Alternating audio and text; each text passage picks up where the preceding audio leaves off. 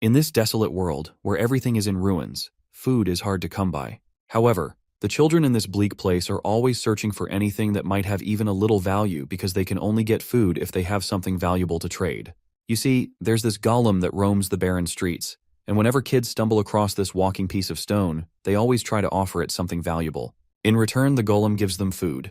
This golem only appears in Sector 50, and nobody knows where it came from or who its owner is. However, it's not always guaranteed that the golem will accept just anything in exchange for food. It has to be something the golem finds valuable, which is why children often end up with nothing in return. Right now, a group of kids is frustrated because the golem just refused to take their flashlight, even though yesterday it accepted one. As angry as they are, they know better than to retaliate. There's always the risk that they might end up dead. There's a saying that golems have been seen entering the streets and killing people. Then there's this white-haired boy, Ray. The moment he spots the golem, he quickly steps in its path and offers everything valuable he's managed to gather. The golem takes note of the items and proceeds to grab the bag. And then, it flips the bag over into its mouth. Seeing the massive haul Ray just traded, all the onlookers are in awe. They have no idea how he managed to get his hands on so many valuable items. What makes it even more frustrating for them is that this isn't the first time Ray has pulled off a trade this big. Meanwhile, the golem starts dropping food supplies, and the amount Ray receives is enough to completely fill his backpack. The kids on the sidelines can't help but feel jealous and angry. It just doesn't make sense to them as to why does this one guy get so much food while they're left starving. At one point, some of them even consider stealing his supplies, but a few of them quickly shut that idea down. Apparently, Ray has a reputation. People call him the Ghost of 17th Street. As Ray walks from Sector 50 towards 17th Street, he suddenly senses the presence of people hiding in the shadows. His senses are so sharp that he can tell exactly how many there are. If he has to be precise, there are 7 people. So, he invites all these sneaky bastards to step out of hiding, especially since he already knows they've been following him for a while now. Enter this fat kid backed up by 6 others. The fatty doesn't forget to give props to our boy's sharp senses because they made sure to stay undetected while trailing him, yet they still got exposed. This fat kid is Ron. And this isn't the first time this fat sucker has pulled a stunt like this. Ray has already warned this shithead not to cross paths with him again. The last warning was crystal clear. If Ron ever showed his face like this again, he wouldn't be able to walk afterward. But Ron doesn't seem to care. Instead, he makes it clear that he's not going anywhere unless Ray hands over his supplies. Just put the fries in the bag, lil bro, or else. Fatty throws in a threat of his own, warning Ray that he won't be walking out of here safe and sound if he refuses. But my guy doesn't buy it for a second. If anyone's about to end up in bad shape, it sure as hell isn't him. Like I told you before, Ray has a reputation. He's the Ghost of 17th Street, a white ghost who moves without making a sound. And anyone who tries to mess with him are the ones who end up in the worst possible situation. But Fatty lets his ego get the best of him. He makes the big mistake of throwing a punch at Ray. But my guy barely even reacts. Just tilts his head slightly and dodges that punch like it's nobody's business. He then uses this brainless fool's own momentum against him, making him trip. But before Fatty can kiss the ground, my guy grabs him by the shirt, then delivers a devastating punch straight into his gut. That one blow is enough to leave this bastard mouth wide open, and he hits the ground like a sack of potatoes. Seeing their so-called boss get wrecked effortlessly, the rest of the group starts flinching in sheer panic. But since they can't just back off in a moment this critical, they make the foolish decision to charge straight at Ray. The first one swings a bat, but Ray ducks just in time, then counters with a brutal elbow smash that turns the guy's face into a bloody mess. He then further follows up, taking down the next 2 just as easily. 1 hit per person. That's all it takes. And just like that, all 6 of them are one with the ground. Ray then turns back to Ron, who, upon seeing his impending doom, is cowering in fear. My guy makes it very clear, just because Ron brought a few more ragtag idiots this time, the outcome was never going to change. As he walks towards the fatty, the sucker finds himself cornered. Ray is now gunning for this bastard's legs in order to keep his promise. He already warned Fatty that if he showed his face again, he wouldn't be able to walk ever again, and my guy plans to keep his word. On the other hand, Fatty pulls out a dagger from behind his back, trying to threaten Ray. His hands are shaking, slick with sweat as he warns Ray not to come any closer. He keeps calling Ray a monster, but deep down, he knows this dagger won't save his sorry ass. Speaking of monster, there's actually a backstory behind that title Ray's been given. You see, ever since he was a child, Ray was very different from others. Whenever he got severe injuries, there was never any expression on his face, and that made people wary of him. Kids his age were supposed to cry when they got hurt, but Ray stayed expressionless. Even in desperate, hopeless times when the other kids cried, Ray was the only one who never felt sorrow, hopelessness, remorse, or anger. Not once did a tear fall from his eyes. and eventually the other kids stopped associating with the weird kid who just didn't react like they did. His lack of emotions left him completely alone. Even Ray himself acknowledges how emotionless he is, and he never wanted to be like this. He always wished to be a normal person, just like any other kid. It had always been his desire to learn and experience this thing called emotion in his life. But even now, 6 years later, he still can't feel anything. However, what he can do is read other people's emotions. And right now, he can tell that Fatty is getting as desperate as he can possibly get. Ray reminds this coward that not using blades is an unspoken rule here. He questions this shithead. Did he bring that knife because he actually planned to stab him from the start? Of course, Fatty spins some bullshit about how he just picked it up from the garbage earlier. But my guy can see right through the lie. Ray doesn't need words to tell when someone is lying. He can tell just by looking at the color of the vessel inside their chest. You see, Ray has the ability to see a world others cannot. Every person has a small vessel within them, and whenever they feel emotions, certain colors of mana fill those vessels. Anger, hate, and love create red mana. Ridicule and apathy show up as blue mana. Joy and excitement result in yellow mana. And there are countless other colors as well, making Ray's world burst with shades that no one else can see. Meanwhile, the Fatty continues to issue threat after threat, trying to intimidate Ray. But it's clear that this bitch is too much of a coward to actually use the sharp dagger he's holding. Ray can see the deep black mana in the bastard's chest, which shows intense fear. With every step Ray takes toward him, the Fatty's fear only intensifies. But our boy, on the other hand, is ready to deliver the punishment this fat sucker truly deserves. A while later, Ray finally reaches his home. As soon as he enters the little tent where the others are staying, he's greeted by a bunch of kids who've been eagerly awaiting his return. The kid with green eyes is Pale, the leader of the underpass children. All the kids crowd around Ray, smiling and clinging to him in happiness, proud to have such a dependable brother. Later, as they sit together, he instructs everyone to show what supplies they've gathered so far. Each kid presents the food they managed to snag. Some have pieces of bubble gum, others have chocolate bars. But it's clear that this isn't nearly enough to feed all 7 people present. Naturally, everyone starts feeling anxious, unsure of how to proceed. This is then that Ray displays his haul, and seeing the copious amount of supplies Ray is having, all of the kids perk up in happiness. Some of the kids even start thinking that Ray must have stolen all of these supplies from the golem. Well, there's a reason why Ray is the only one who manages to bring back this much food every time he goes fishing. You see, the golem only takes magic items with residual mana. Since these kids can't see mana, they have no way of knowing which items are rich with it. So naturally, they end up with nothing from the golem. Now that they finally have enough food, Pale steps up to split it among everyone.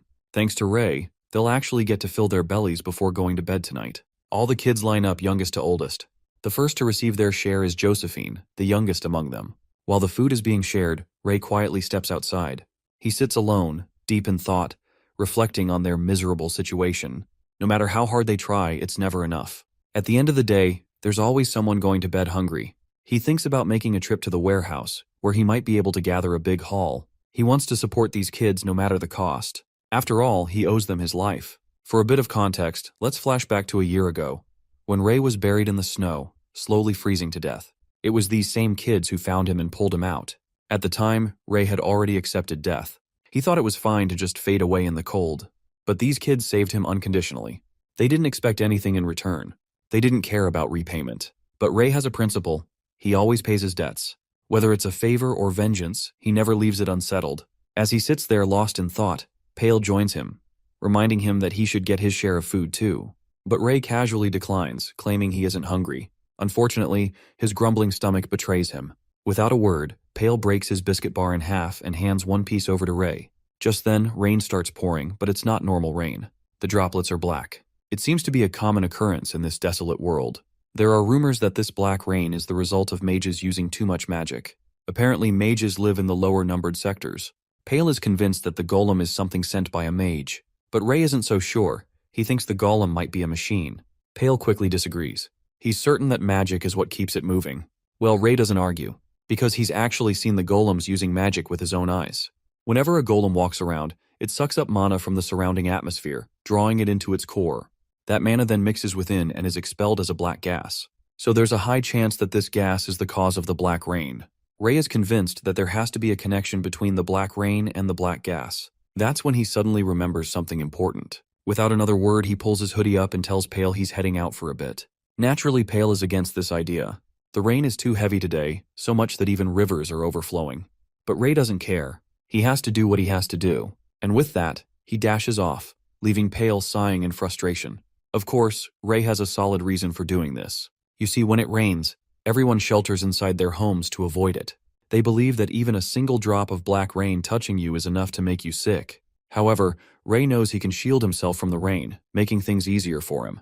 Once he reaches 18th Street, also known as Limpfoot Hector's Ration Warehouse, he sees the thugs inside having the time of their lives, playing and gambling.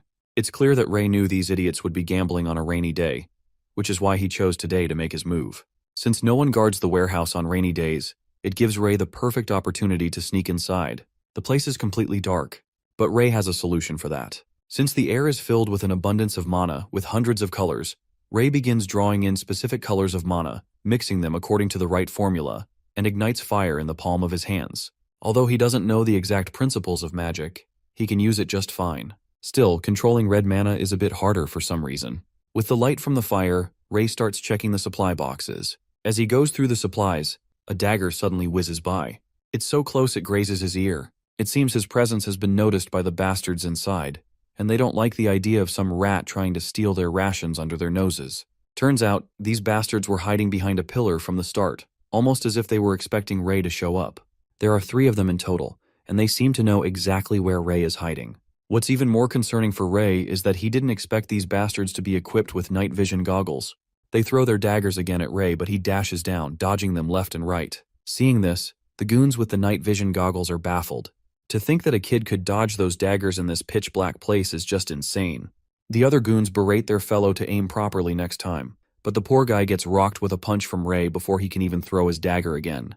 At this point, they're all bewildered at how this kid can see them in the dark. What they don't know is that Ray can easily see the color of their vessels. Right now, their vessels are glowing dark red because of the rage building inside them. One of them launches another dagger with all his strength, but Ray is already ready to dodge the oncoming strike.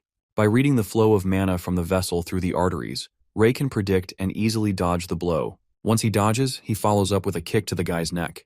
With 2 of them down, only one remains, but the last one also gets a solid punch to his guts for his troubles. And that's how the 3 of these suckers end up face first on the ground. This is when another bastard barges into the warehouse. This one sounds trouble, because as far as Ray can recall, this guy is Humphrey, the Hector Group's executive. The bald bastard is disappointed to see all 3 of his men kissing the dirt. And what's really tweaking him out is the fact that they were wrecked by a rat. Even Ray doesn't want to mess with this guy, so he pulls his hoodie back over his face and decides it's time to get out of there. He quickly dashes and tries to strike the bastard across the chest to move him away from the entrance. But that punch Ray lands is barely more than a minor inconvenience to this bastard. In return, he tries to grab Ray by his head, but Ray ducks backward just in time, barely escaping. The bald bastard then follows up with a punch that sends Ray skidding across the floor. The bald bastard acknowledges that Ray indeed has some solid reflexes for a kid his age. Meanwhile, Ray internalizes that this guy is packing some serious power. The bald bastard starts throwing punch after punch, but Ray manages to dodge them all, moving left and right with ease. While Ray might be able to dodge, he knows he can't keep it up forever. He needs to figure out something before he gets knocked out. That's when he notices a gap in the bastard's defense, and quickly strikes his chest. As soon as his hand connects, he intensifies the fire in his palm. And that little moment of distraction is enough for Ray to vanish from the spot like he was never there. The other shitheads guarding the place quickly scatter around the warehouse, thinking that since that brat fought Humphrey, he won't be able to go far. Ray starts to feel concerned, because at this rate he's indeed going to get caught. But then he notices a stone and throws it to draw their attention away. Those goofy-ass shitheads take the bait and begin running in the opposite direction, while Ray makes his escape. He's finally succeeded in looting the infamous Hector Group's warehouse, but he knows he's dead if they catch him. Though Ray isn't afraid of dying, what he fears is that if he's not around, the kids won't last long in this unforgiving world. Suddenly, the bastards catch up to him, so Ray picks up his speed. But soon he finds himself facing a dead end. Now that he's cornered, the bastards pull out their weapons and tell him to come here and spit out what he stole before they start poking holes in his stomach. Since he doesn't see Humphrey around, Ray feels confident that he can win. So he starts charging some mana in his fists. One of the bastards charges at him, but Ray sidesteps and delivers a solid uppercut to the bastard. Then comes the other guy rushing, but Ray quickly grabs the bastard's dagger hand and produces some electricity, frying the bastard's head and leaving him down for the count. Suddenly, Ray hears more of these guys coming toward him. It looks like they won't stop pursuing him until he's caught, and Ray isn't sure if he can use his magic indefinitely. This is when he notices the garbage bin behind him and quickly takes refuge inside. The bastards also search the area, but they find no one other than a few of their companions, so they continue forward, determined to find him. They can't afford to lose him. With the rain pouring heavily, the footsteps start to fade, which means no matter what they do, Ray is confident they won't find him here.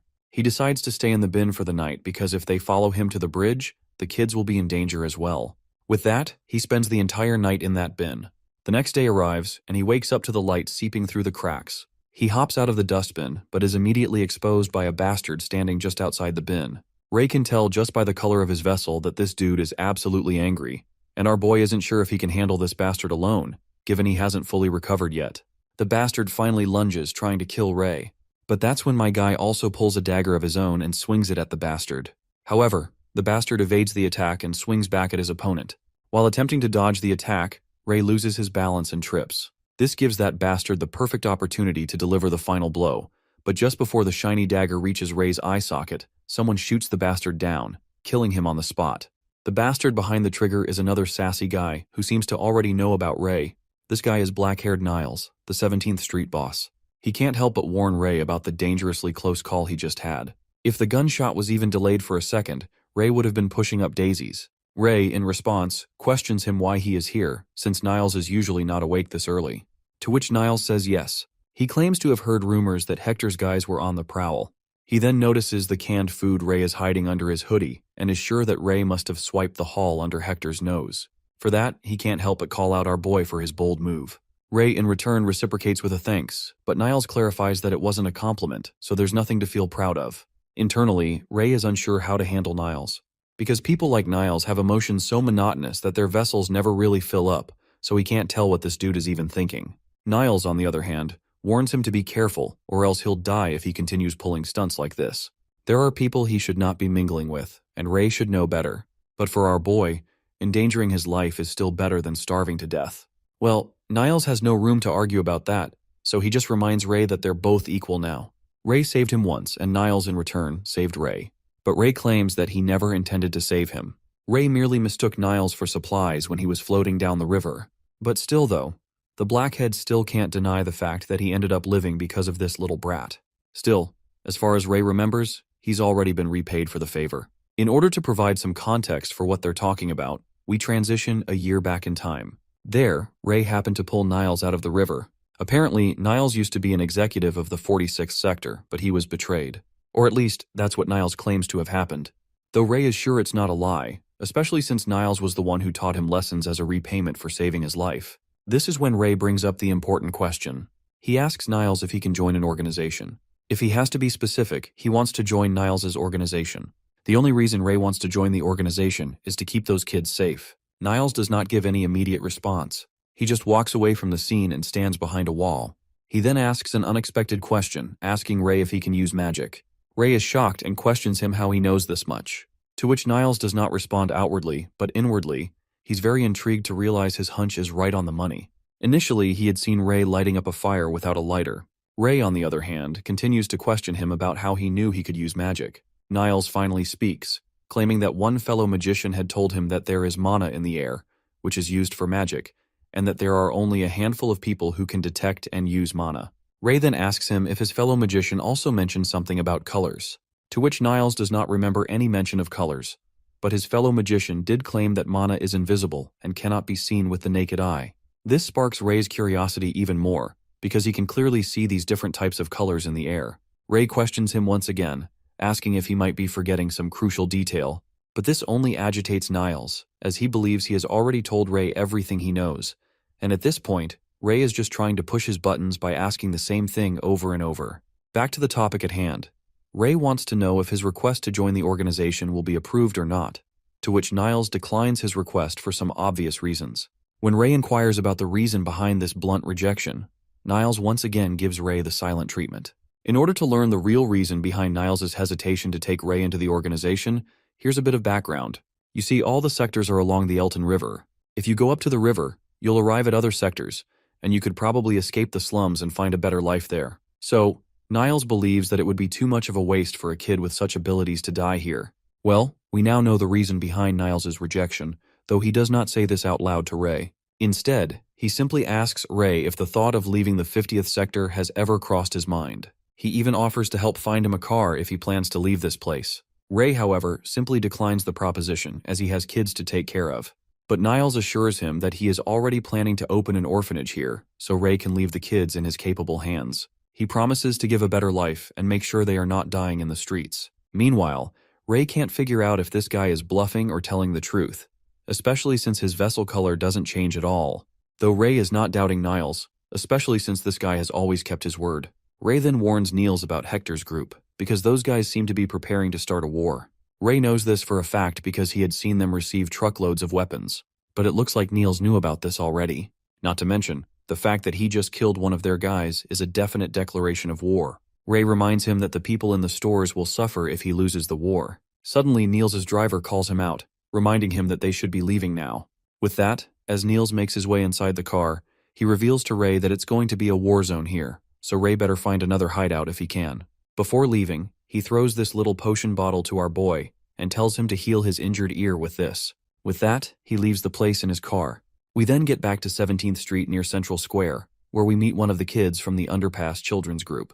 The kid gets excited to see Ray finally back, but his happiness quickly morphs into worries when he notices Ray injured. But Ray quickly tries to assure the sobbing kid that he just fell, nothing else. While the poor kid wipes his tears off while feeling relieved and happy that he was not into fights, Ray notices this whirlwind of emotions inside this kid. To think that a single person can feel so many emotions at once is something that never fails to fascinate him. He then hands over all of the canned food to the kids and tells her to head to the tent first and also inform Pale that he will be back soon. By the way, this kid's name is Josephine. While the kid walks his own path, Ray turns to the old woman, Viola, and asks her if she told Josephine anything.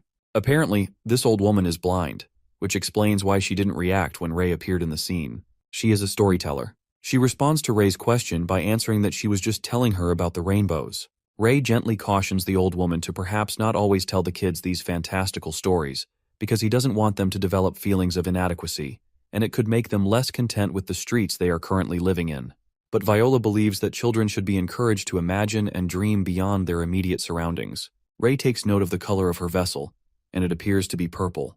But he is not sure what feeling this purple color might represent, because he has never seen this color in anyone else besides Viola. Ray then warns her about the impending conflict that is looming on the horizon, and advises her to consider moving to another street before things escalate. After this little exchange, our boy walks away, while Viola can't help but to notice how considerate Ray is for a child. The next morning, our boy runs some errands as a delivery boy. When the shop owner opens the gate, he is surprised to see Ray in front of him, since he was expecting Ron to show up with deliveries. While my guy pretends not to know, deep down in his mind, he can't help but to think how that unfortunate fatty got both his legs broken, so he is essentially a helpless person. Ray then politely inquires the shopkeeper if he is not planning to evacuate, as there won't be any customers if a conflict arises. But the shop owner claims that he has nothing other than this store, and as for the war, he is quite certain that it's not going to happen. Hearing this, Ray gets intrigued and inquires about the reasoning, to which the shop owner explains that Hector's group and Neil's are currently in discussion, so if things are resolved peacefully, there won't be a conflict. Right at that moment, the gate of the room where the meeting was going on opens up, and we see a group of men from Hector's group. The man with scars all over his face is actually the leader of 18th Street, whose name is Hector, the leader of the Hector's group. My guy quickly pulls his hoodie over his face. Hector, on the other hand, is intrigued by the fact that a child is working in this place while all the adults have fled. He then places his hand over Ray's neck as a gesture of appreciation for the hard work Ray is putting in. He then further gives the little one some coins and tells him to treat himself well. With that, they proceed to leave. But it is then that the bald man Humphrey notices Ray's injured ears, so he quickly turns towards our boy. It doesn't take long for Ray to sense the shift in the atmosphere, so he quickly hides his ear because he knows he has been recognized. But before the bald man can react, his boss calls out to him, telling him to stop standing there idly. Eventually, they all leave the place in their nice car. Meanwhile, Ray knows that Humphrey had recognized the wound on his ear, but he is not sure why that man left without saying anything. Ray and that shop owner then hurry to Neil's to inquire about the outcome of the negotiations. And sadly enough, the only thing Neil's has to say is that the negotiations failed. So the conflict is inevitable. The shop owner is dismayed to hear this news. Neil's then elaborates that the terms Hector was demanding were simply unreasonable. He basically wanted Neil's entire organization to submit to his control, which is even worse than engaging in a conflict with those men. He then apologizes to both the shop owner and Ray and advises them to remain cautious and stay in the hideout. After leaving the shop, Ray walks alone through the streets, As he does, he reflects how difficult it would be to navigate the streets if the conflict were to break out. In order to prepare for the impending crisis, he decides to gather as much food as possible beforehand. Suddenly, he notices Humphrey in the car, which Ray finds very suspicious because he had never seen a car like his in Sector 50, so he decides to investigate. Later, we find ourselves at the entrance to Hector's group on 18th Street. The big boss himself, Hector, is acting as nothing more than a subordinate in the presence of this man who emerges from the car. The man's presence is commanding, and it's still unknown who this figure actually is. The monocle over his left eye only makes him even more stand out. Even Ray doesn't seem to recognize this man. He then takes note of this man's vessel's color, which is dark blue, and calling it black wouldn't be incorrect either. That color resembles the mana of golems when they move. Also, he is curious about the rings around this man's vessel. Not only that, there is a significant amount of mana surrounding the rings as well, and it's as if he is using those rings to contain the mana from escaping. He is certain that that man is dangerous, and he needs to inform Niels about it. The scene transitions to 17th Street, Niels' group, where we can see that Niels' men are also preparing for the impending battle. Ray also arrives there and startles this guard by appearing out of the blue, because he is unsure how Ray even got inside the base. To which Ray states that the gate was open. He then inquires about the whereabouts of Niels, to which the man explains that his boss went out to prepare for the war, and it's dangerous, so Ray should also be leaving as well. Since Niels is not here, Ray decides to simply convey his message through this guard, but he is unsure how to explain to this guard that those guys have a magic user in their ranks. So, he simply tells the guard to relay the message to Niels that he should be wary of the man with a monocle. Later, Ray returns to the kids in the tent, but Ray sits outside accompanied by Pale. Pale questions him about his opinion regarding who is going to emerge victorious in this conflict. Well, Ray is uncertain about which side to support, especially since both groups seem to be evenly matched. Personally, Ray is rooting for Niels, because he believes it's the only way the safety of the children can be assured. If Hector wins this war, the street children will be sold into slavery. Suddenly, they hear a terrifying noise, which puts Ray on high alert. The scene then quickly shifts to 17th Street, where Niels' soldiers are trying their best to fight off against these golems, but all of that barrage of bullets has no effect on these creatures. In retaliation, the creature unleashes a massive amount of dark blue magical energy that decimates everything in its path. And as if that is not enough, the golem dispatches those men with his bare hands like they were mere tomatoes. The one manipulating those golems is, of course, this monocle-wearing bastard. He is feeling very pleased with his creations, and further commands them to eliminate everything here. We then transition back under the bridge where the kids live. While Ray is planning to join the fray, Pale quickly grabs him by the hand and stops him from going. As they are arguing about who should go and assess the situation, their skirmish ends up waking Josephine up. But Pale quickly tells her that they will be back soon enough, so she should go back inside the tent and have some sleep. Finally, Pale concedes to our boy's insistence. He decides to stay with the children here, while he gives Ray the green light to venture further. He also tells him not to go too far and to return as soon as he figures out what is happening. After promising to return as soon as possible, Ray finally reaches the scene, and everything is in a state of chaos. The aftermath of the battle is brutal. Everything is engulfed in flames, and the soldiers are scattered around with missing limbs. The one red-haired soldier we had seen before still seems to be alive. He reveals to our boy that those bastards had brought golems with them, and the man with the monocle was controlling them. He then warns our boy to flee before his life is extinguished. He dies on the spot, as he is also torn apart into two equal pieces. It breaks Ray's heart to witness this unnecessary bloodshed. He closes the poor soldier's eyes, grabs the dagger from the ground, and decides to proceed. He is certain that the way things are going, Niels is bound to lose, so he wants to assist him in any way he can. While Ray is occupied, we shift back to the bridge at the same time, where all the children live. Well, it appears that not even the children were spared. They have been brutally slaughtered, and only Pale remains, holding Josephine in his arms. The one behind all this bloodshed is one of the golems we had seen before. The soulless bastard begins to coalesce this dark blue energy in the palm of his hand to unleash it upon Pale, while Pale, on the other hand, sheds his last remaining tears as he wishes for Ray not to return. The 17th Street of Central Plaza had just gone up in flames. The man had arrived exclusively late to the horrific scene. All he could see were the corpses of Niles' underlings, but strangely, his own corpse was nowhere to be found, indicating that he was still alive. A loud rumbling took his attention from behind. Ray turned around quickly, realizing the direction it came from. Understanding that, he ran towards the tent. When he got here, panting and exhausted from all the running, it was yet another dreadful sight. He witnessed the remains of someone right up ahead of the golem monster. Filled with rage, Ray moved to attack this monster with his flaming sword. But the monster quickly turned back with its sharp senses and executed a heavy gut punch against the boy's stomach. Bro came at him with a full Mike Tyson swing. Anyway, Ray felt immense pain as he crashed into a wall. On the brink of defeat, he doesn't want to give up and hopes to assure his loved ones are all safe. It was at this moment that a voice called out in his mind. He relived the memories of the children, the people who adored him every time he came back. It empowered him for a moment, before those mellow memories became a terrifying nightmare. All of those children had been brutally murdered. Lorraine, Leia, Corden, Miles, Josephine, and Pale were all gone. Ray pitifully denied the reality, reaching out for them. He can't accept the loss of their lives without having to repay them for their kindness. But it matters very little since the silver-haired boy is about to meet his own end here. He hears a familiar sound, the same sound that he heard during a fight. This was the bastard golem who became responsible for ending their lives. And now, it is preparing a blast to end Ray too.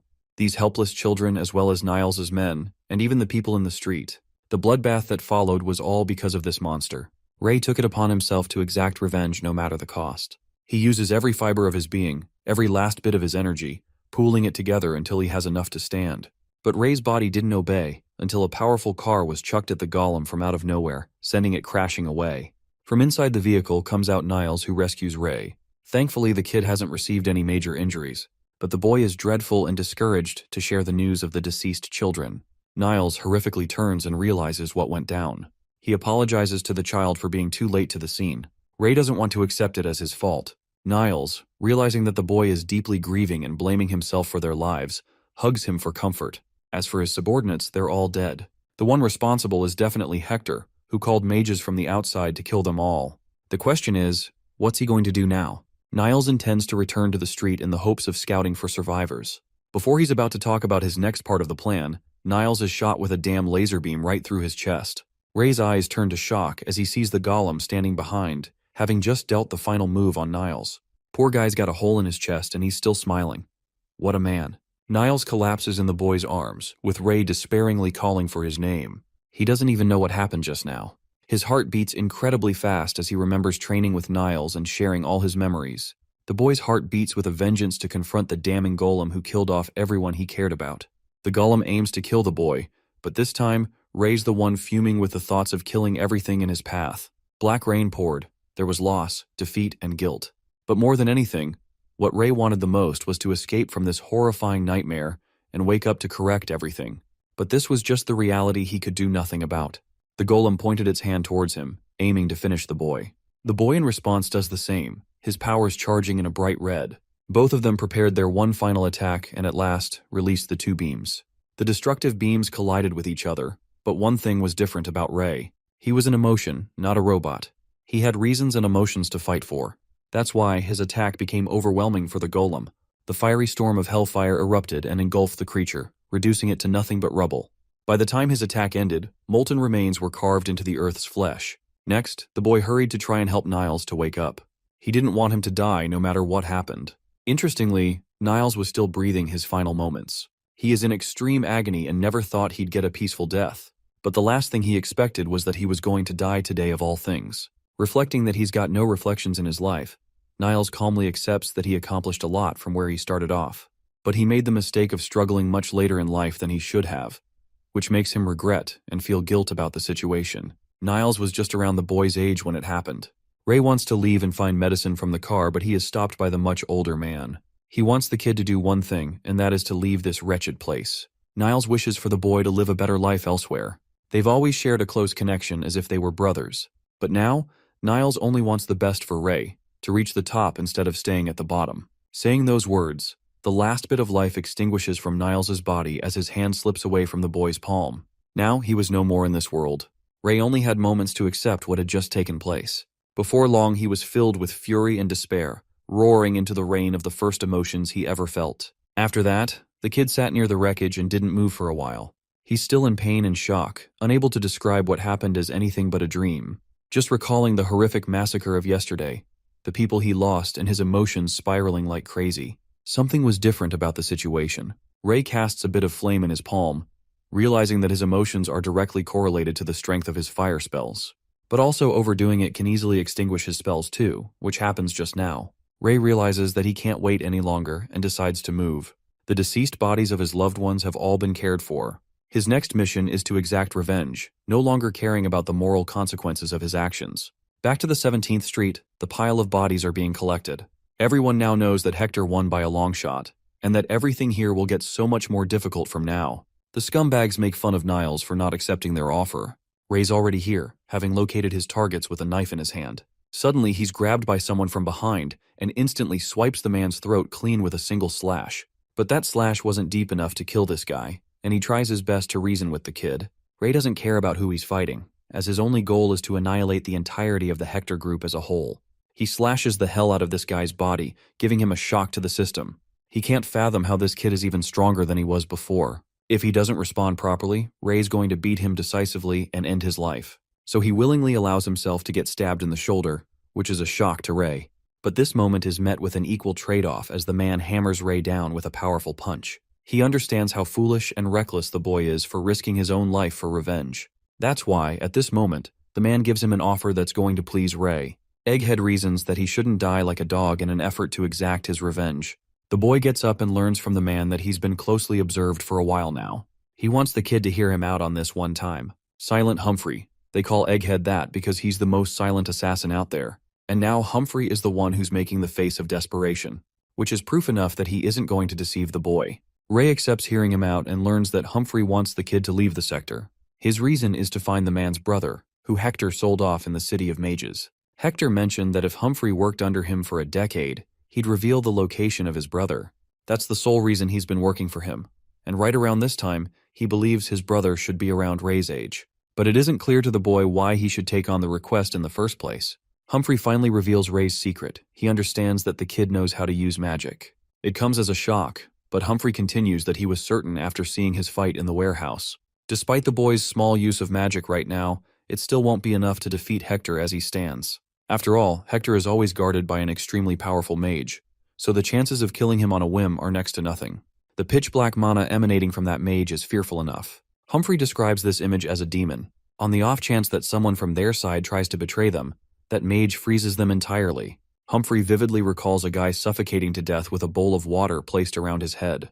That mage is just too powerful, extremely powerful. That's why he wants the kid to leave this place for the time being, so that he can exact his revenge much later in life when he has the chance. Ray can't deny Humphrey's rationale after all. He's yet to learn magic and only used it by what he assumed was right.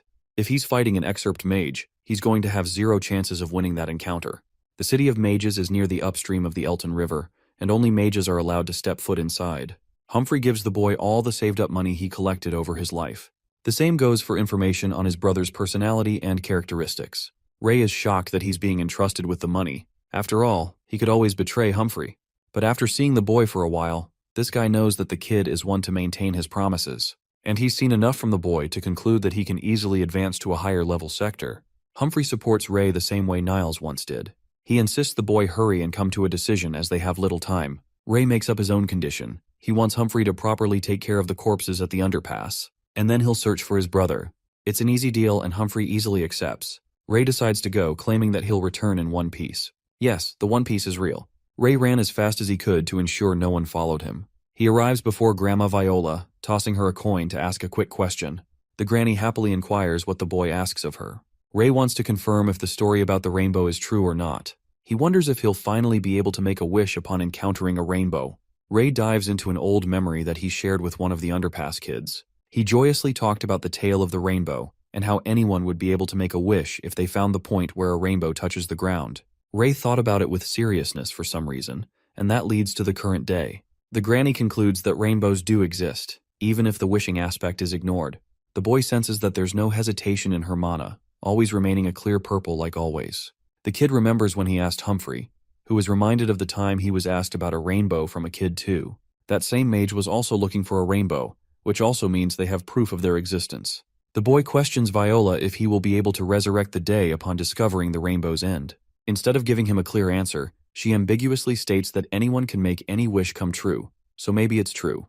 Does it feel like the granny is gaslighting him here? Because I really can't tell. What do you guys think? Viola claims that rainbows are hard to find and nobody knows where they are. But her answer is enough for Ray, who leaves and departs Viola with a request to find a new place. Anyway, Ray is now on the outskirts of Sector 50. He's observing the coordinates that Niles wrote down. Reading them, he locates the vehicle. Niles prepared a 4-seater sedan just in case. The boy reaches for the door handle when one of Hector's lackeys comes out to catch him. He wonders if Niles gave him an order to retrieve the car, and just to fuck with the boy's emotions, he provokes him by asking about Niles' emotions. Ray was confident that he wasn't being chased by any more of Hector's men, but it turns out that one caught up to him. Regardless, he can't waste time and clutches the door handle to get inside. The man bolts at him, and before Ray's about to close the door, the man catches it open. He roars at the kid to open the door. Ray's already exhausted much of his mana, so his strengthening magic isn't working wonders here. He forces a fire spell, precisely aiming at the guy into a finger beam before blasting his brains off. He kicks the corpse away and steps on the pedal full speed. Ray's finally going to experience what life is like outside of Sector 50. Having arrived someplace far away, the kid comes to a stop before inspecting the car's trunk. He's rather surprised that Niles was so well prepared that he stashed enough water and food supplies in the back. Still, it's going to come to use since he won't be arriving into the next sector before a bunch of days pass. That night, Ray lit himself a fire and decided that it was important to get more information on magic in the next sector. As for what he knows for certain, Ray understands that there are 2 forms of mana. The first is red mana, which can be used without any preparation. The second mana requires numerous colors to be utilized all at once. Mana isn't just easy to manipulate. However, after channeling certain emotions, he can utilize some of it more easily. Rage is just one example. His activation trigger is Rage for now, and that's how the boy is able to cast that kind of mana. Unfortunately, he has hit his limit. Anytime he loses concentration on his emotions, the mana ends up slipping away. So he decides to play with the combinations next. Forging a bunch of different colors in his palm, the boy observes something interesting taking place before his eyes. But unfortunately, nothing becomes a product of this combination of mana. Certain types repel each other, and combining colors requires immense effort, which also takes a toll on his mental energy. But in response, some combinations work well in unison. He wants to play around with the experimentation for now. It wasn't as needed before, but his circumstances are now different. Ray has got every reason to do so, in order to get what he wants. He drives around before coming to another stop the next day. Today, he was able to play around with a bunch of different combinations to cast ice, wind, and earth-type magic. The boy wonders if he can utilize mana inside his vessel and then use it whenever needed. It would make his conjuring process a lot easier if that happened. It's kind of like mana circles surrounding a mage's vessel. Ray is ready to find something like that after he reaches Sector 49. As for Sector 50, let's see how things are holding up near the bridge. Hector's men are searching around, but they've found no traces of the golem. Hector suddenly orders one of them to hold the end of his cane. This guy is sweating bullets while apologizing to his master for failing the task. But Hector's shown to be a very no-bullshit guy who doesn't like men that fail him. The poor guy taps the end of his cane before his hand experiences a jolt of electrifying pain. He is quickly turned into a block of ice, as an example for others. Hector then pushes the statue down, calling him a useless piece of trash. Another one of his men reports that they've found traces of the golem around the area. Hector's intrigued to find that there's a certain kind of mana lingering in the air. That means some powerful magic was used. He could also sense mana lingering from nearby. When he goes up to inspect the traces, Hector asks his men if someone actually lived here. The underling reports that a bunch of street children lived here. Orphans that are probably no longer here to avoid war. But Hector is shocked. He can't stomach the thought of an orphan using such magic. The very thought of it makes him succumb to a maniacal laughter. The fact that one boy was able to conjure a powerful magic and its configurations all by himself. The very thought of it seems impossible. So he clings to a more reasonable theory, that another mage must have come here to destroy the golem. He wants his men to investigate what happened underneath.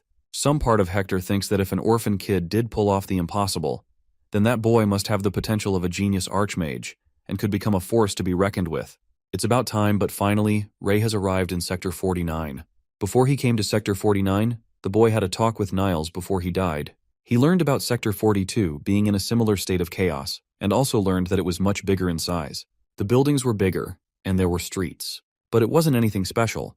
But if you go upstream, the sectors experienced notable changes. That was the case for the 49th sector. Ray, having stepped foot here, is shocked to remark about its size. There's also a lot of weird things going on around him. There are no golems in sight either, so he wonders if they're home to only the 50th sector. The boy moves along, hearing many people chat about their lives. Arriving at the 36th street, he has confirmed that there are way too many streets here than compared to his previous sector. Ray wants to advance his pace and learn as much as possible about magic, especially the mage Hector and his vessel circles. That's going to become his key to exact his revenge. Then there's his objective to look into the prismatic colors and the city of mages. Not to mention that he has to get a job to acquire money. While he's got the money from Humphrey to survive for a while, this journey is going to need more than that. Ray suddenly spots a bookstore in front of him. The Veronica bookstore, the name itself is enough to draw the boy's attention. But he's never known a bookstore and doesn't know what it means. Recalling one other conversation with Niles, the boy learned about many things from him. He learned how to read for the most part, so he's eager to explore this bookstore. Inside, he sees squares filled with letters to label them. Ray hasn't ever known about something like this before. Suddenly, one voice calls to him.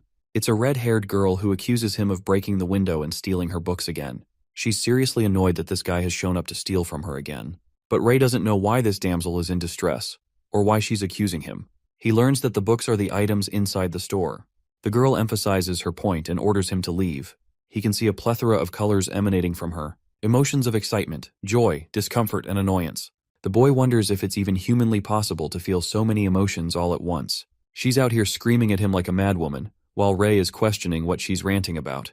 The boy calls her a weirdo, which gets on her nerves as she becomes supremely angry and tries to remind him of her father's status. Ray doesn't want to deal with a problematic child, so he leaves on his own. Back to the streets, he sharply observes a bunch of kids looking at him with a cautious gaze. The boy understands, because he's a stranger who's just entered their sector after all. Ray now understands that this part isn't any different from what happens in Sector 50. Back to his car, he collects his thoughts. Ray has explored a bunch of streets, and yet he ultimately failed in searching for something related to magic. He wants to invest his search into wider areas tomorrow, until he hears something nearby. It's the same kids again, and they've come here to beat him up. Ray isn't surprised, and senses 4 of these guys from his car. The kids all draw near until they reach the door handle. Their intention isn't to kill, but to knock him out without any noise. They also want to snatch the car keys and steal the food. But before any of the kids can make a move, Ray shatters the window and takes down one of them with ease. With one guy down, the rest are startled. Ray jumps out to target the blue hoodie kid. He knocks the kid out with one swing across his chest. That's 2 down. The third kid attempts to kill Ray with the full swing of his metal pipe. Unfortunately, he greatly underestimated his opponent, as Ray catches the pipe with little to no trouble and tosses it away. The boy, now intimidated, orders Ray not to draw any closer. Ray, on the other hand, fearsome as ever, instructs the children to hold their teeth shut. Then, he proceeds to beat the ever-living shit out of them until they're reduced to a sorry state. After the beating, he questions how many streets these kids own. The kids go all quiet, until Ray uses a forceful tone to demand an answer from them. With his hands crossed, projecting fear over the goons, Ray repeats his question. The beat-up kids look miserable. They can't even look at Ray straight. Seeing as they refuse to answer, our boy demonstrates a little more force. He singles out one of the goons, and the fool immediately cracks under pressure. He confesses that they have control over 3 streets inside Sector 49 in total. Ray presses for specifics, and the captive lists streets 23rd through 25th as their territory. In his chest are mana colors indicating anxiety, uneasiness, and fear. Those are telltale signs of a liar, and liars get their hands stomped out. As Ray mutilates the goon's hand with his foot, the other 2 watch in fear as blood paints the ground. After getting some good old-fashioned torture done, Ray turns his attention to the other 2. Locking onto the meeker and more weak-willed goon, Ray seems a little too good at interrogations. This time, he did not need to cause any pain. The goon just swears to tell the truth and nothing but the truth in fear of what might happen to him. According to him, they run 14 streets with 52 members in total. Their leader goes by the name Kedrick, and their base is an abandoned factory. Ray is not expecting these kids to run 14 streets. They are bigger than he initially thought. He orders the goon to raise his head and introduce himself. With a voice crack, the goon stammers his name, Neshu. According to this rat, the boss ordered them to beat Ray within an inch of his life and steal whatever food, money, and supplies he had. The boss also shared a warning, saying that he is always watching everything. Hidden in Ray's blind spot, the 4th hidden goon makes his move. He jumps from the car's roof and aims a blade at Ray's back. Unfazed by the incoming threat to his life, Ray's mana boiled and stirred. He manipulates the blue wind mana, knocking the ambusher away without even lifting a finger. On top of that, the wind kicked a lot of dust in the air, blinding the knife-wielding goon. The next thing you know, he's out like a light with 2 clean hits to the face and body. Ray slowly steps in and watches as the ambusher bleeds in agony. He grabs the sneaky fucker by the hair and lifts him up like he weighs nothing. Ray wants these goons to go back to their boss and return the threat. He can see everything too. After that little incident, Ray continues researching Sector 49. Just like in his home sector, the people here don't know about magic at all.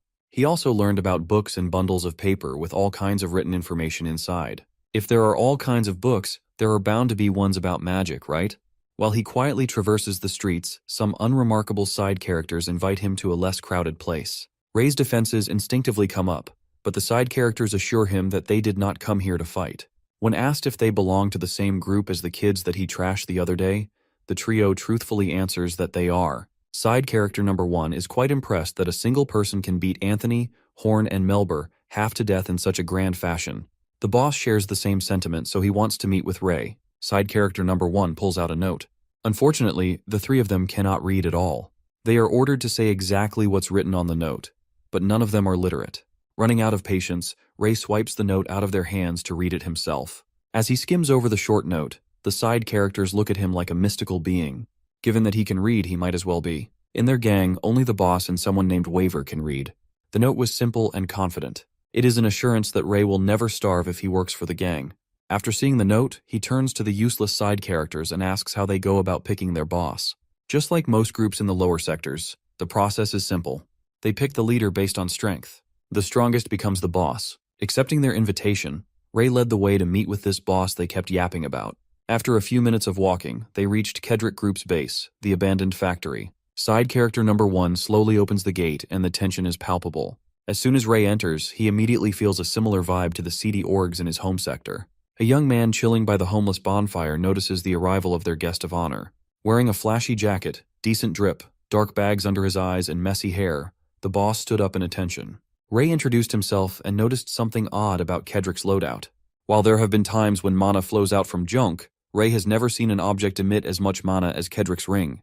The boss sits back on his throne and offers the opposite seat to Ray as a valued guest. Ray did not have to look back to feel the murderous glances the goons were shooting him. He is not fazed by all that, though.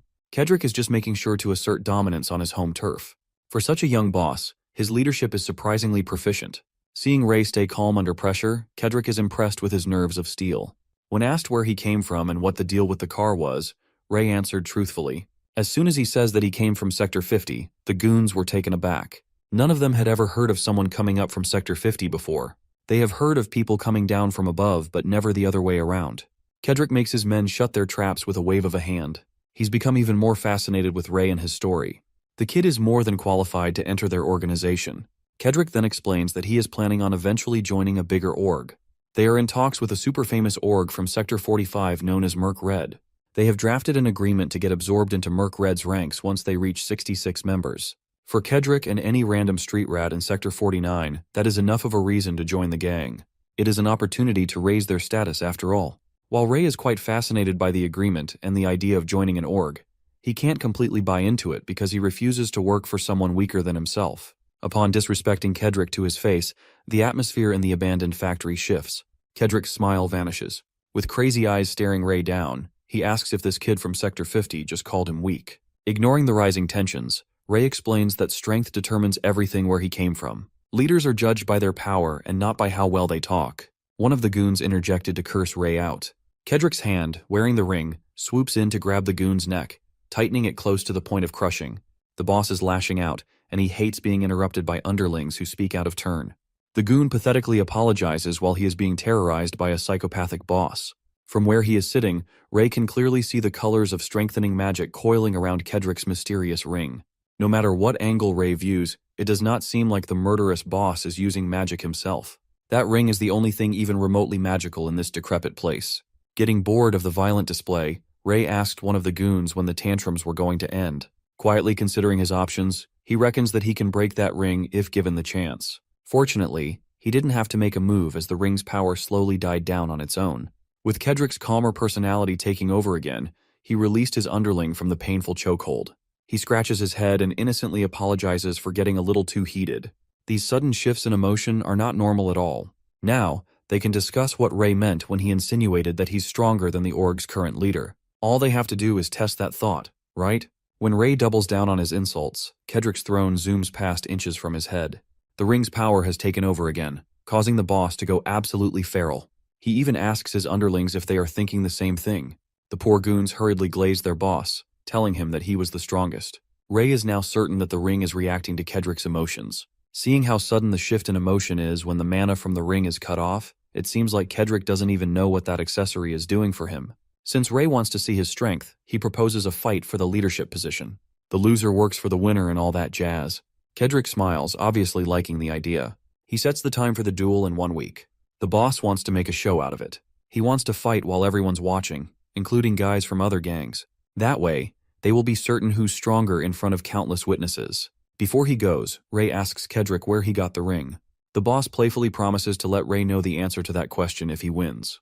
But given how heavy the stakes are, Kedrick won't let something like that happen. The very next day, Ray roams the streets with the thought of the magical ring still lingering in his mind. Eventually, someone threw a rock from his blind spot. With his unnatural sensitivity and inhuman reaction time, he caught the rock before it hit his head. More side characters from the other gangs of Sector 49 have come to mess with Ray. They even have spooky weapons on them. Ray is stuck in the middle of a sketchy alleyway, surrounded by armed and dangerous gangsters on both sides. They kept on yapping about running these streets and fixing Ray's attitude. Our boy had already had enough of this useless blabber. If they are going to fight, there's no need to waste any more time. As expected, he made quick work of these untrained brats wielding bats. No matter where Ray goes, people just keep on picking fights with him out of nowhere. It must be because the word of his duel with Kedrick is spreading. Though Kedrick's gang is not attacking as instructed, the other gangs are free to do as they please. Allowing a stranger to walk around unscathed in their territory must hurt their fragile pride. They are even going as far as forming alliances to keep Ray in check. Nevertheless, everything is going according to plan so far.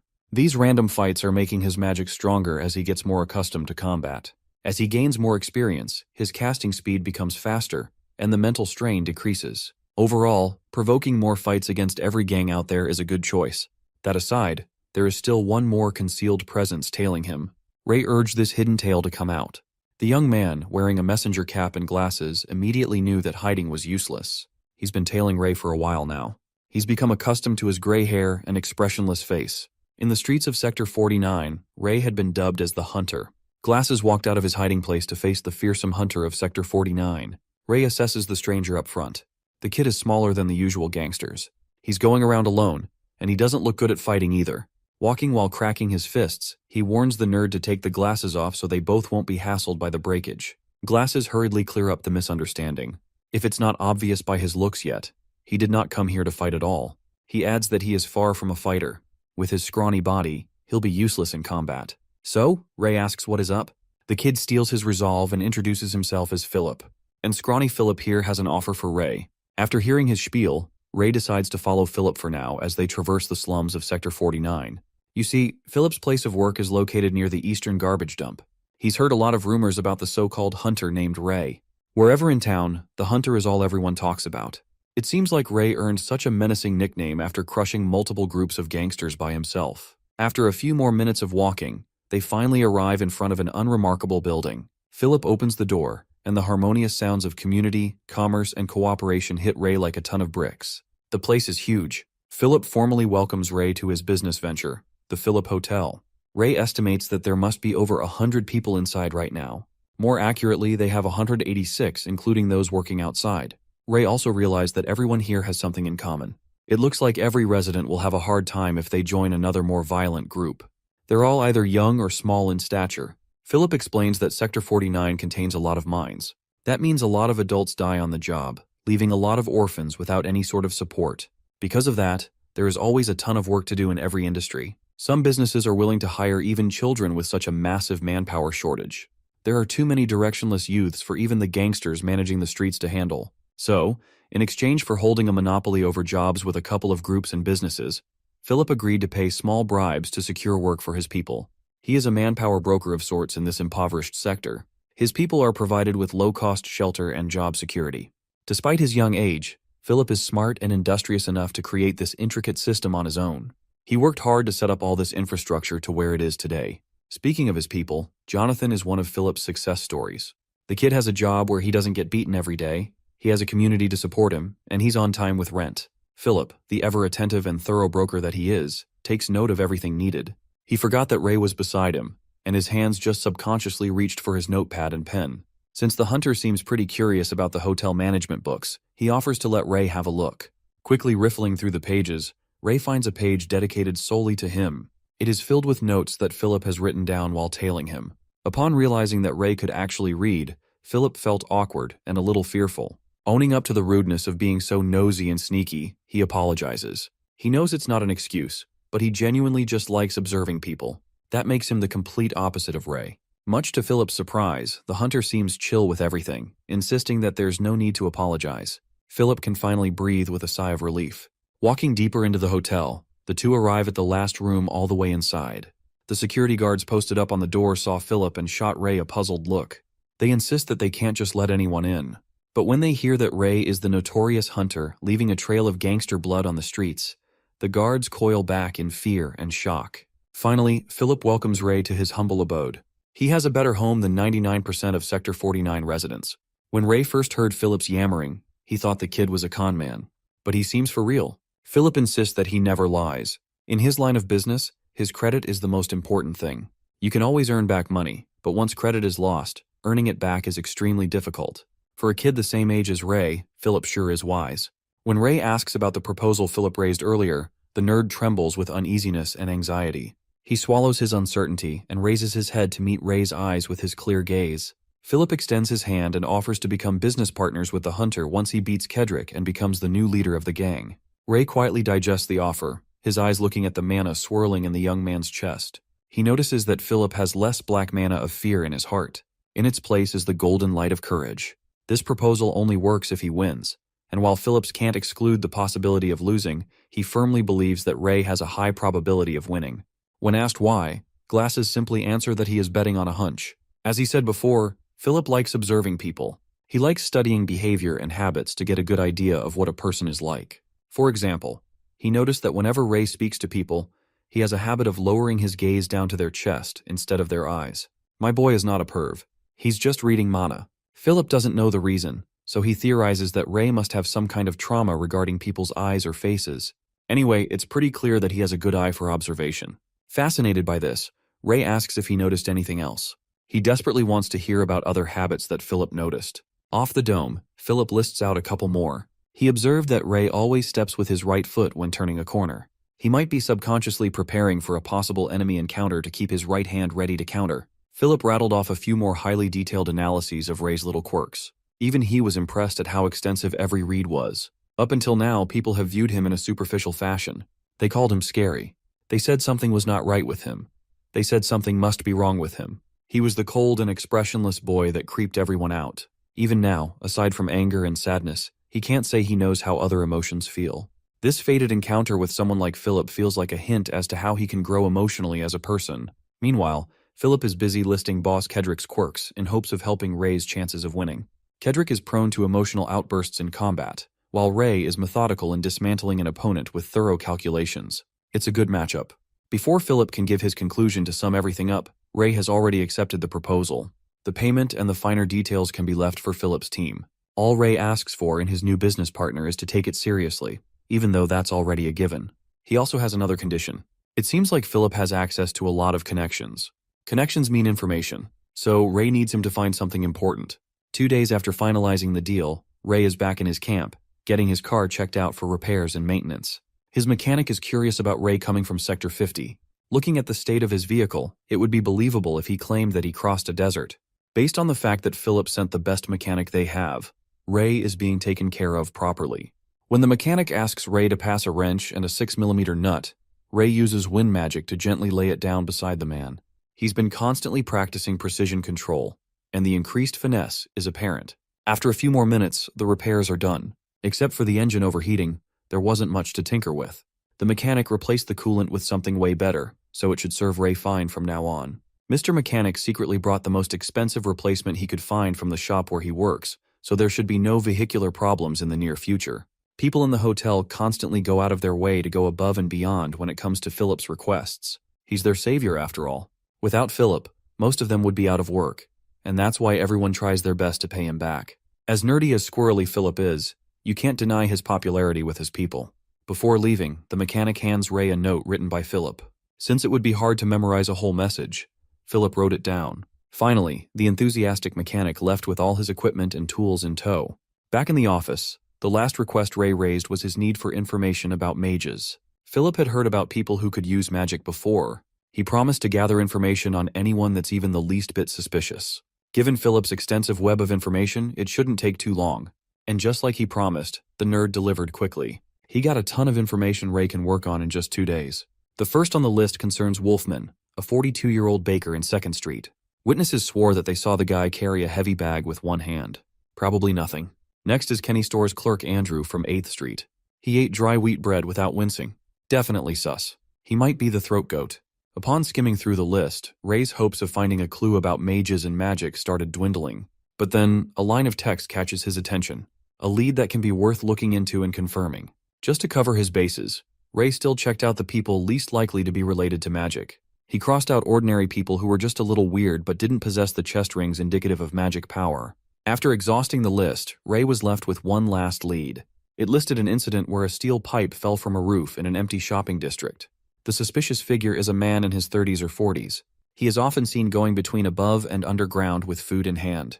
That day, a strong wind blew, strong enough to knock the steel pipe out of its trajectory, as the man narrowly avoided an accident. He did not appear surprised or shaken by the supposed near-death incident in the slightest. Even Ray is convinced that there is a high likelihood of this man being a mage. On the way to the shopping district, he finds himself in a familiar area.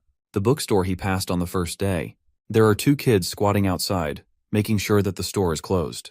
These 2 have been throwing rocks at the windows every day, tormenting the owners and slowly forcing them to stop operating their business. Ray overhears them discussing getting double pay if they can push the store owners to sell the property. They can just throw rocks at the 2nd floor this time. Stop targeting the store and start messing with their home. That way, they can torment and force the owners out. When one of the kids moves to throw a hefty rock, the 2nd floor window swings open, revealing the fiery young lady yelling at the rock throwers. She heard everything they were saying, and she was pissed to the high heavens. The young lady curses at the kids, screaming at them to get out. Ray sees the yellow light of courage and conviction swirling in her chest. However, her heart is overrun with the black mana of fear. Even the kids can see that she's just acting tough. Her words are harsh, but her body is trembling. Without warning, the kid finally threw the rock. Thankfully, his aim sucks, and it hits the wall. Nevertheless, it shook the young lady. It is widely known that the bookstore only has kids and some sick old people inside, so they are an easy target. Fighting through terror, the young lady continues acting tough and yelling at the unruly kids. The 2 little psychopaths continue swarming her with rocks, this time deliberately aiming for her face. Just as Ray is about to step in to prevent any serious harm, he is shocked by the brilliant light he's never seen come out of anyone else before. The young lady extended both her hands as mana danced around her palm. A chaotic wind intercepts the incoming rock, protecting her from a direct hit. The psycho kids were taken aback. Their rock fell back down instead of messing up the girl's face. While holding back her tears, the young maiden tending to the bookstore reveals her true magical nature. Ray has been looking far and wide only to find a mage by pure coincidence. The psycho kids' dullard minds cannot comprehend what just happened. Chalking it up to their imagination, they try to attack again.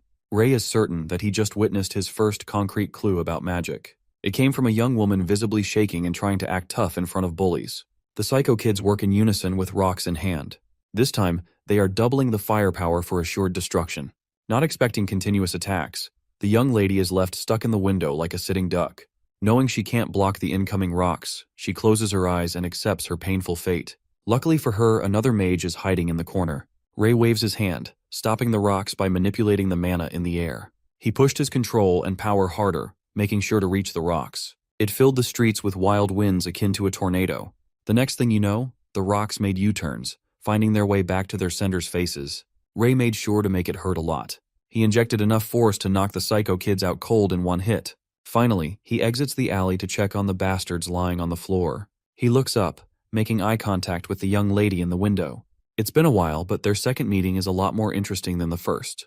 Ray gave the psycho kids more beating, targeting their arms and legs to make sure that they didn't cause any more unnecessary trouble. The young lady invited Ray in to formally thank him for the timely help. He asserts that there is no need for such formality. Besides, he has something he wants to ask her. It just so happens that she does too. At the same time, he asks if she's a mage, and she asks if he just used magic back there. The enthusiastic inquiries made both of them pause for a moment. Their sudden closeness paints a blush on her face. She clears her throat and invites Ray into her home to talk a bit more. Upon entering, Ray's eyes wandered all over the place. This is his first time inside a bookstore, so it seems foreign to him. Finally, she introduced herself as Veronica. The bookstore was named after her. Returning politeness, Ray curtly introduced himself too. Looking ashamed, Veronica lowers her head and apologizes for yelling at Ray like a crazy person last time. She's just under a lot of stress because of those pesky psycho kids. Ray thought nothing of it. It was just a misunderstanding after all. After apologizing, she continues thanking him for the help. She could have been badly hurt if it wasn't for Ray. Honestly, Ray just wants to take a look around the bookstore. He wanted to obtain some magical knowledge, but meeting a mage in the flesh was a bigger gain than expected. Veronica was shocked. In this place, people are usually receptive to appreciation in whatever form. Ray is an exception. Sitting at one of the tables, Ray asks her where she learned magic. She casually answers that her grandpa taught her. Hearing that there is another magic user in the picture, Ray's curiosity deepens. He asks to meet Veronica's grandfather, and the fiery young lady thinks that it should be fine. Before going upstairs to fetch the old man, Veronica notices something concerning. In Ray's cheek is a slight bleeding cut. He must have been grazed by something, considering he's been throwing hands left and right. Veronica worries that he might get an infection if left untreated. So, she extended her arm and held Ray's face gently. Slowly and steadily, she summoned a white and warm light that wrapped around his skin. After a few seconds, the graze on his cheek is gone, as if it never existed in the first place. With that, the simple treatment is all done. Surprised by this new application of magic, Ray stood up and eagerly asked how Veronica did that. He wants to know how she moved the white mana, converted it into a gentle light, and used it for healing. No matter how hard he focused on the past, he was never able to move white mana. He came to understand that white mana only reacts when someone is considerate or dedicated. It also appears when someone sacrifices themselves for others. All those complex and selfless emotions are like a foreign language to the emotionally incapable young man. Veronica can't explain her technique in detail herself. She just knows how to use healing magic, that's all. She doesn't even know what he meant by white mana. Ray recalls asking Niles about the colors he constantly sees. Even that guy hasn't heard of such a thing. As far as he knows, mana is not visible to the naked eye. Even mages themselves can't see mana. While Veronica can't comprehend the concept of that white light, she's familiar with the element of regeneration. The element she used just now is widely referred to as the element of regeneration. Usually healing only uses one element, though she could add 2 or more assisting elements to amplify or alter its effects. There are over 20 types of elements out there if you just count the naturally occurring ones. If you count the more specific and abstract elements, such as amplification disturbance, manipulation, and more, there have to be at least 100 different elements. Just listening to Veronica's thorough explanations has widened Ray's horizons by quite a bit. Perhaps talking with her grandfather would give him more clarity. Unfortunately, her grandpa is sick and can't get out of bed most of the time. Still, Veronica wants to check on the old man to see if he's awake and can talk with Ray. While she runs up to the second floor, Ray is left to wander the bookstore by himself. Kyladric's travelogue, interpretation of the unconscious, all kinds of literature are neatly arranged on their respective shelves. From what he heard, books are very expensive items. Ray sees his dirty, weary, and dust-covered hand against the smooth cover of a book and hesitates. He thinks touching these valuable things with his hands will lower their value. Come to think of it, the last time he took a bath was when it rained clean water. That was a long-ass time ago. This dude smells musty. He's gotten used to his own smell, so he doesn't feel discomfort when faced with bad odor. But now he's concerned that others would. Veronica definitely got a whiff. Maybe she has a bad nose, or she's just politely tolerating Ray's stank. Letting his eyes wander once more, he finds himself on a table filled with books laid out like journals. One of the covers caught Ray's curiosity. The Study of Elemental Distribution by Sector is a book about the expansion of black rain. Veronica comes down the stairs and is scared by Ray, who was lurking right behind her, and he whispered to her that he's still here. She thought he left because she took too long upstairs. She is embarrassed and figures he was looking around the store while she was gone. He asks her if she had any books about magic, as he could not find any. Veronica asks him if he can read the titles, and he shocks her by telling her he can, but he did not find any books on magic. He asks her how her grandfather is doing, and if he can meet him. She tells him he is resting, if he could come back tomorrow. He agrees, and as Ray is leaving, she asks him why he wants to her grandfather anyways. He tells her he is looking for the prism as he opens the door to leave. Ray is sitting in a cafe reading a note which has description of a man in his 30s or 40s, leaves his apartment for an hour between 7 and 8 p.m., comes back with food and lives across the cafe. This information was given to him by Joni. While he is looking at the note, Joni appears with a free meal and gives it to Ray. She tells him it's on the house and it's her honor to serve him as he is the hunter. Ray thanks her and asks her if the info she gave him is accurate. She tells him it is, as she has been noticing this man's routine for a while now. Joni is called back by her boss, who is mad at her for slacking off. It is 6 p.m. and Ray has to wait another hour for the mystery man to leave his apartment, so he thinks he should wait. As Ray finishes his meal, the man leaves his apartment, and Ray sees the red aura around the man, and he thinks this is time to get the information he needs. He sprints across towards the man's door, thanking Joni for the food, and finds that the door is locked as expected. Ray knows he cannot turn around. As he thinks for a solution, his rainbow mana flows into the keyhole and opens the door for him. Ray is surprised because he didn't know he can do this. He wastes no time and starts to look around for information. He reads a note that man was writing which states that he might have been kicked out of the 66 organization. He also mentions something about a red bloodstone being stronger than he expected it to be in the letter. Ray opens a box and feels a sensation. He sees red stones in the box with red mana flowing out of it. He thinks the red stones are similar to the stones on Kedrick's ring, however the mana is easier flowing and stronger. He puts the stone on his ring and creates the brightest red fire he has created yet. As he is doing that, he hears the man returning, surprising him as it has not even been 15 minutes yet. The man enters talking to himself about the how he forgot his wallet, that he is getting old, and that why his boss abandoned him. Ray looks on hiding behind a door. The man grabs his wallet and as he is about to leave he remembers he had forgotten one more thing. He creeps behind the door Ray is hiding behind and looks at him with glaring red eyes saying he forgot to rat poison. The man stares at Ray who is hiding behind the wall with an evil look in his eyes claiming he needs rat poison too. He asks our boy if he thinks he did not know that Ray was hiding there. Ray whips out his sword and slashes it across the man's face. The man is taken aback while he is bleeding because Ray cut his face. The man is mad that a kid, not even an assassin, cut his face and the blood is going into his eyes. Ray thinks this is his opportunity to control this guy and get information out of him. As Ray goes on for another strike, the man stops it with his bare hands with red mana flowing out of his hands. Ray is surprised how this man used mana to stop himself from being cut as the man calls him names and tells him it's disrespectful to point a knife at adults. He says he was going easy on him as he thought Ray was a kid, but claims he will kill Ray given how strong he is. As he goes on to attack Ray, Ray also stops the man's attack with red mana in his hands. The man is surprised how he can do it. Ray thinks he remembered the colors, patterns, and ratio and copied it to defend himself. Ray blocks the man's attack by copying him. The man is surprised as he was the one who created the metallization technique and how Ray copied it. He goes on to attack Ray in anger and Ray overpowers him, causing multiple cuts on his body and face. The man realizes that there is an assassin who can copy magic but did not think that the assassin would be a kid. The man thinks Ray was sent by his boss to kill him and retrieve the red stones. He gets mad and all of his body is taken over by flame. He tells Ray to tell his boss will be visited by Walter the Blood Eye soon and his boss will regret abandoning him. That is, if he makes it out of here alive, as he wants to burn Ray down and make his boss acknowledge him.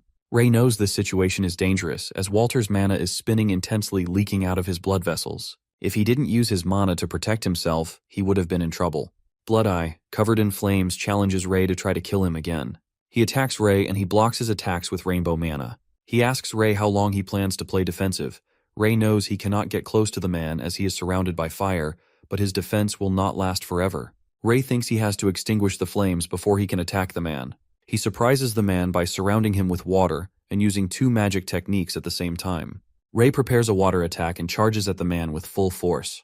Walter, while getting hit, realizes he might not be the assassin. Ray defeats him and starts bleeding from his nose, thinking these are the effects of him using magic at full mental capacity. He believes his magic has become faster and easier.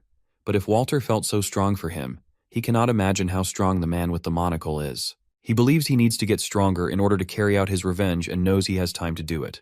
He regrets not getting all of the stones as he did not know things would turn out this way. After defeating Walter, Ray returns to Veronica's shop, who kindly greets him and welcomes him in. She notices Ray has changed his clothes and asks what happened to his old clothes. Although Ray thinks he got rid of the clothes because Walter would recognize him by his clothes, as he did not see Ray's face in the room because it was dark, he tells her that he just got rid of them. She tells him that she told her grandpa about his visit, how Ray saved them with magic, and that he is looking for the rainbow but nothing else as they walk towards grandpa's door. 2 boys look at Ray in anger, and Veronica tells him that they are her little brothers. Her grandpa brought them from the orphanage and took all 3 in. Ray asks her if it was to teach them magic. She gasps and asks him how he knows that. Ray tells her it was a guess, as she told him her grandpa teaches her magic. They both arrive at his door and Veronica introduces her grandpa Graham to Ray. Grandpa asks her to go out for a while and Ray takes a seat next to him. He first of all thanks Ray for chasing the kids away, saying it was his job, but he cannot do it as he is unwell. Ray notices Grandpa has 4 rings, indicating he is feeling multiple emotions. Ray thinks this would be difficult for Grandpa and hand for him to read.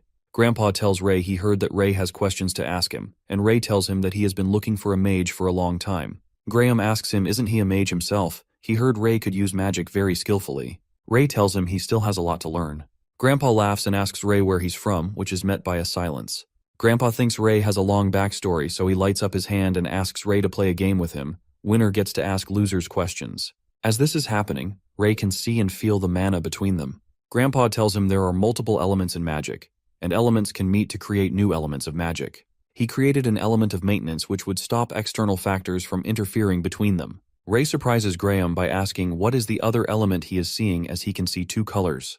Grandpa thinks a regular mage could not have identified this in his lifetime, yet Ray did, and questions his luck as he went to so many orphanages to find talent. But now that he does not have long to live, true talent is sitting in front of him. Ray asks him what this other element is, and Grandpa tells him he will have to play the game to get answers. Graham created a sphere. Whoever pulls the sphere to them using magic, he gets to ask the questions. He says he'll put it closer to Ray to make it fair. Ray barely gets his hand up and Grandpa already caught the sphere. Ray is in shock, thinking he is fast. He asks Ray where he learnt magic, who answers he is self-taught. Grandpa is surprised, claims Ray surprised him twice in one day. Ray asks him if a self-taught mage is rare, and Grandpa tells him he has to win the game to ask the questions. They both get ready for round 2. Grandpa and Ray prepare for round 2, and Ray lost again. Grandpa tells Ray that the point of this game to see how well one handles mana. Ray is angry and thinks at this rate he will be giving out his information and getting nothing in return. As they prepare for round 3, Ray changes his tactics and wins the round, claims there is nothing in the rules about hindering opponents. Grandpa tells him to ask anything, and Ray asks him what mana is. Grandpa tells him mana is an element all things are made of. One cannot see it directly, but they can see it through secondary things like lightning. He also tells him a very few amount of people can sense mana. You do not have to use magic to sense it. Sensing mana and manipulating it using magic are two different talents. Ray asks Grandpa if he meant the ability to manipulate mana as talent. Grandpa tells him yes, as mages who are honest with themselves can use mana better than others. They go on to another round and Ray wins again. Grandpa is surprised by how the element of maintenance is the most difficult to perceive, but Ray is figuring it out in real time. Ray asks Grandpa what the rings around the hearts of the mages are, and he tells him they are vessels for mana. Depending on the character of the mage, these vessels collect and refine mana in the air and distribute them as elements. Ray asks him if these vessels make the mana easier to use. He is told yes, and besides that, if mana is used from the air constantly, this could cause mana poisoning.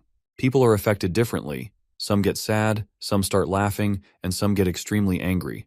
This is then a permanent mental illness. Ray thinks he is immune to mana poisoning as he does not feel emotion. Using atmospheric mana with emotion can cause the user to turn mad. He asks Grandpa if someone is immune to mana poisoning, it would be a great advantage. Grandpa thinks the idea is great, but he hasn't seen someone use it that way yet. Grandpa asks Ray if he has a dream. He tells him he wants to kill someone, and also wants to save someone. Grandpa says he has heard people say they want to kill, but never that they want to save someone. He asks Ray if he would like to learn magic from him. Ray is surprised, and wonders why a man of his abilities would teach an orphan from the streets.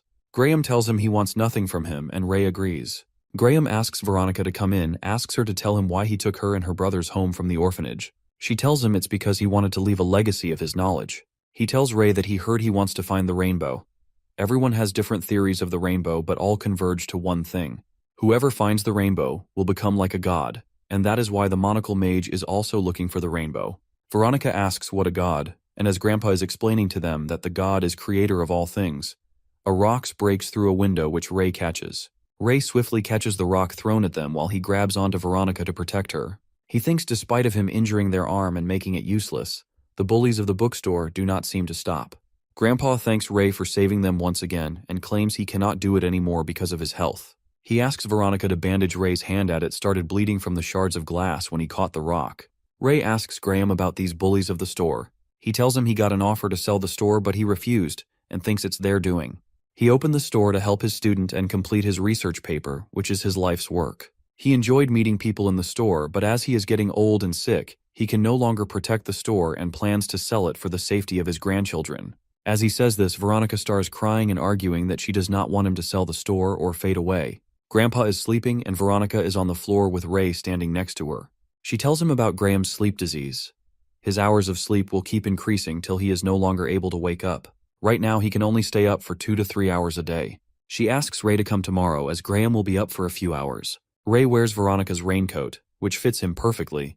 Before leaving, he tells her not to worry as everything will go well in an attempt to comfort her. Ray heads out to look for the bullies of the bookstore on the 8th Street. This area belongs to Jeffer's gang. He believes those kids also belong to Jeffer. He thinks they are all hiding because of the black rain, so he has to switch up his plans a bit. He needs to find Phillips first as he connects all the gangs. He can arrange a meeting with Jeffer. Ray goes to meet Philip and runs into Cedric's gang. He sees Cedric beating someone up in the container.